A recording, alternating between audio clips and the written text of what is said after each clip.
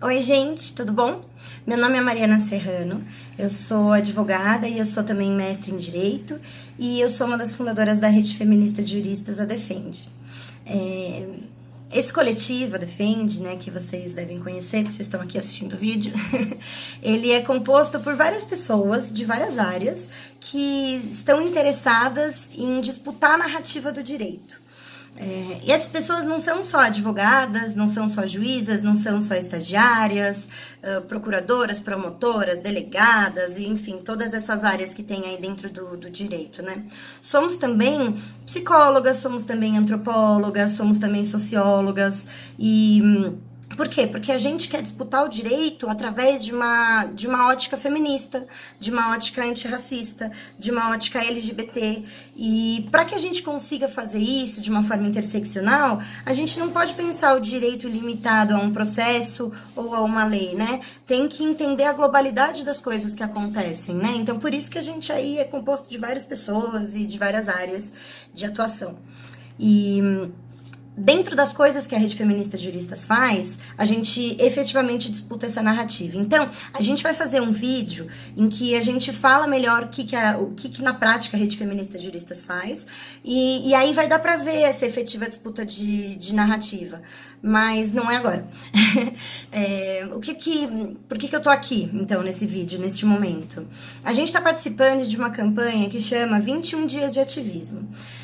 Essa campanha, a gente decidiu participar dela fazendo um vídeo por dia, no qual em cada um deles a gente vai abordar um tema do direito que a gente acha que é importante e trazer a nossa perspectiva sobre esse tema.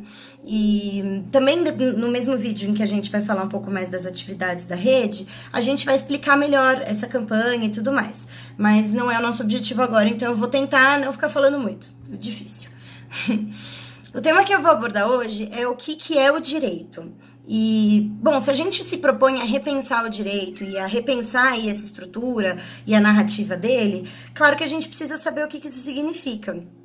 E, assim, quando a gente estuda direito, a gente tem aquelas aulas que falam o que é o direito, na teoria geral do direito, na filosofia do direito, e muitas vezes a gente acaba olhando para essa área apenas como um conjunto de regras que falam como é que a gente deve conviver em sociedade, ou o que cada pessoa tem de direito nessa sociedade. E quando a gente se propõe a olhar para o direito nessa forma diferente que eu falei, e construir essa outra narrativa, e pensar de uma forma antirracista, LGBT e feminista, pensando na interseccionalidade dessas coisas também, é natural que a gente tenha que também se voltar para os conceitos do direito e pensar eles de outras formas mesmo. E para mim, o direito, ele é uma representação das relações de poder na nossa sociedade. Não é à toa que ele é falado de uma forma difícil, não é à toa que o seu domínio é para poucas pessoas. E assim, se pela própria concepção de que o direito seria um conjunto de regras de como a sociedade funciona, que eu não concordo, mas existe, né? Se por essa concepção ele é um conjunto de regras, assim como qualquer jogo que tem as suas regras, quem manipula as regras manipula o jogo. Então, isso para mim reflete que existem regras de convívio social que são manipuladas por poucos e são feitas por poucos. Então, eu acho que a gente também tem que olhar para o direito de uma perspectiva de que existe uma aparente contradição aí, né? Da mesma forma que ele tem a capacidade de emancipar as pessoas, que ele tem a capacidade de levar grupos e interesses de grupos, interesses sociais adiante e resolver questões e conflitos, ele também é um instrumento de repressão e de retrocesso social. E é por isso que ele desenha essas relações de poder, entendeu? Por exemplo, através de muita luta social, a gente conseguiu, um conjunto de pessoas, né, trabalhadoras e trabalhadores, conseguiu colocar em lei alguns direitos, como, por exemplo, do 13º salário, das horas extras, sei lá, que os trabalhos aos domingos sejam remunerados de forma diferente dos demais dias de semana quando eles são feitos, porque idealmente se deve descansar aos domingos. Enfim, esse conjunto que a gente chama de classe trabalhadora, ele conquistou aí diversos direitos. Então, Obviamente que não é através do direito em si que isso aconteceu. Foi através de uma luta social organizada que se chegou à conclusão de que aquilo era necessário. Só que isso é colocado à prática e efetivado através de leis, né? Através de leis, porque não todas as empresas, se não nenhuma empresa, iria contratar uma pessoa e sair distribuindo direitos por própria vontade, né? A gente vê, inclusive, um movimento inverso. Então, se por um lado o direito ajudou a emancipar a classe trabalhadora, forçando o empregador a pagar coisas, por outro, a gente tem aí uma reforma trabalhista que acabou de passar, né? Em novembro do ano passado, faz um ano, que retira uma série desses direitos, né? Então, que faz com que o empregado tenha que negociar diretamente com o empregador o seu banco de horas, por exemplo. Sendo que a relação de poder numa relação de trabalho, ela não é igual, né? Quem paga tá numa situação melhor do que quem recebe. Então, isso, por exemplo, foi um retrocesso. É o direito sendo olhado como retrocesso. Um outro exemplo é a conquista de direitos LGBTs, como o da retificação do nome do gênero nos documentos, né, de registro geral das pessoas travestis e transexuais. Esse procedimento, antes, ele dependia de um processo judicial e era super complexo, tinha que ter uma série de documentos e uma série de laudos que falavam que a pessoa travesti ou transexual tem uma patologia, sabe? Não era legal. E aí, através de um julgamento do STF, esse procedimento foi desburocratizado. Então, não tem que fazer tantas coisas. Você tem que levar um conjunto de documentos para um cartório e é possível fazer isso lá. Isso não foi dado de graça.